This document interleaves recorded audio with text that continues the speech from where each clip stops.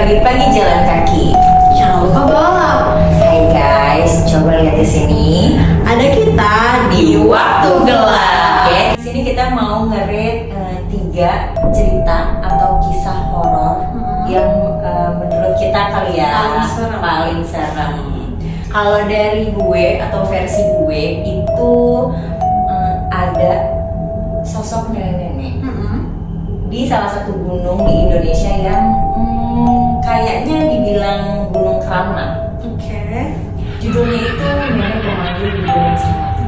Lo udah bisa kebayang dong Kebayang. gimana keramatnya Gunung Salak yang dimana jalurnya itu rumit. Terus cuacanya juga susah ditebak.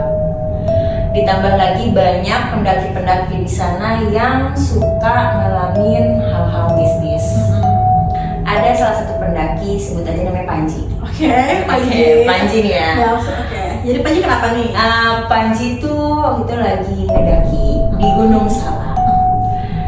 Terus dia ngelewatin trek demi treknya dia, gitu kan. Mungkin karena treknya yang rumit, cuacanya agak jelas juga, gitu loh. Jadi gampang bikin dia tuh capek, kelelahan. Capek, Iya. haus gitu ya. Gitu kan, kelelahan. Terus di waktu dia udah kelelahan, dia tuh ngerasa kayak ada yang manggil. Oke. Jadi manggilnya tuh kayak, "Nak, sini bantuin nenek." Karena dia udah kelelahan, capek, terus haus juga. Karena dia ngikutin asal suara itu, dari kejauhan samar-samar dia ngeliat ada bayangan rumah tua. Bayangan rumah tuanya itu ada lampunya, tapi lampunya itu lampu-lampu kayak lentera gitu loh, lampu yang remang-remang gitu. Jalanlah dia nyusurin jalanan asal usul suara itu sampai akhirnya dia sampailah di depan rumah tua itu. Nah dia itu ngeliat si sosok nenek-nenek itu lagi duduk di depan rumahnya. Oke. Karena dia udah ngeliat si neneknya dan si rumahnya itu, oh mungkin dia pikir itu manusia. Gitu kan. Akhirnya dia samperin satu mungkin atau pedagang di gunung itu, kita kan nggak tahu. Terus dia masuklah ke rumah itu. Dia masuk ke rumah itu. Gue nggak tahu dia ngapain, tiba-tiba yaudah gelap aja.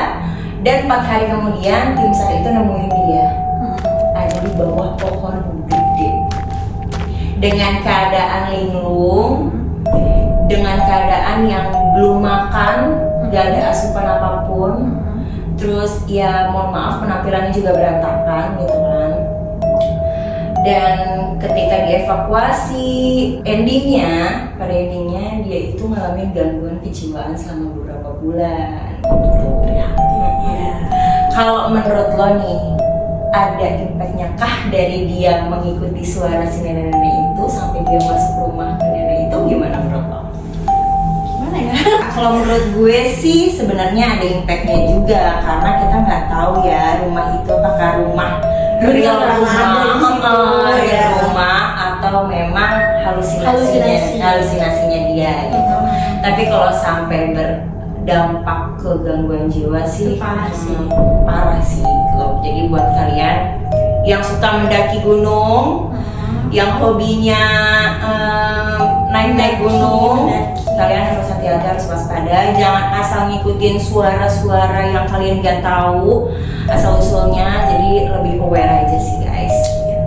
Oke, kalau dari lo, versi lo apa nih? Kalau versi gue, karena gue tinggal di Depok ya, ada cerita terkenal di suatu kampus yang lumayan terkenal juga, ada di Depok itu UI, Universitas Indonesia. Oke, udah banyak yang tahu sih, karena dengar-dengar sih emang tuh gedung horor banget ya. Iya. Coba deh, gue pengen tahu, karena kayaknya nih banyak cerita horor dari tuh gedung. Kasih gue dong salah satu cerita yang menurut lo paling horor. Jadi ada salah satu mahasiswa, kita kasih nama samarannya Rano aja. Rano. Oke, si Rano ini jadi suatu malam itu dia lagi lembur buat ngerjain skripsinya dia. Oke. Di gedung UI lantai 7. Oke. Lantai 7. Di situ sih suasananya dia tinggal sendirian. Tinggal sendirian di sana tuh udah nggak ada orang lagi di sana. Gitu. Terus udah jam 10 dia mau pulang, dia naik lift di sana. Gitu. Dia otomatis tekannya lantai dasar dong. Terus tiba-tiba aja turunnya ke lantai 4. Padahal dia nggak ke lantai 4 itu. Wow. Tiba-tiba berhenti itu ya di Iya, lantai 4. Nah, terus pintunya kebuka dikit. Oke. Kebuka dikit terus masuk aroma mati. Oke. Tahu kan pada aroma mati. Paham. Terus pintunya tutup lagi dan langsung turun ke lantai 2. Lantai yang nggak pernah ada di situ. Jadi maksud lo lantai 2 tuh Nggak emang ada. nggak ada di gedung itu? Nggak ada. Nggak ada? Nggak ada. Oke. Lantai 2 tuh nggak ada di situ. Terus tiba-tiba aja di lift itu ada lantai 2 dan pintu tuh terbuka lebar. Oke. Terus dari jauh di ujung sana dia ngeliat sosok perempuan, rambutnya panjang, hitam, menutup wajah, pakai baju wisuda.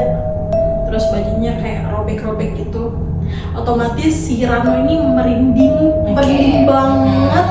Terus sosoknya ini kayak lama-lama makin ngedekat sama dia. Jalan ke arah dia. Jalan ke arah Oh dia. my god. Tahu kan perasaannya kayak gimana? Oh my god, gue merinding sih. Iya. Terus abis itu dia terus pencet close buat tutup Oh, liftnya, oke. tutup liftnya soalnya sosoknya makin dekat ke dia. Terus pas banget sosoknya ada di depan mukanya dia, liftnya langsung tutup. Langsung tutup. Oh my god. Terus turun, beneran turun ke Oke. lantai dasar. Jadi di situ udah normal lagi tuh. Oke. Jadi udah kayak gitu. Jadi konon punya usut di gedung itu ada mahasiswa yang bunuh diri. Oh my god. Gitu. Sebelum wisuda.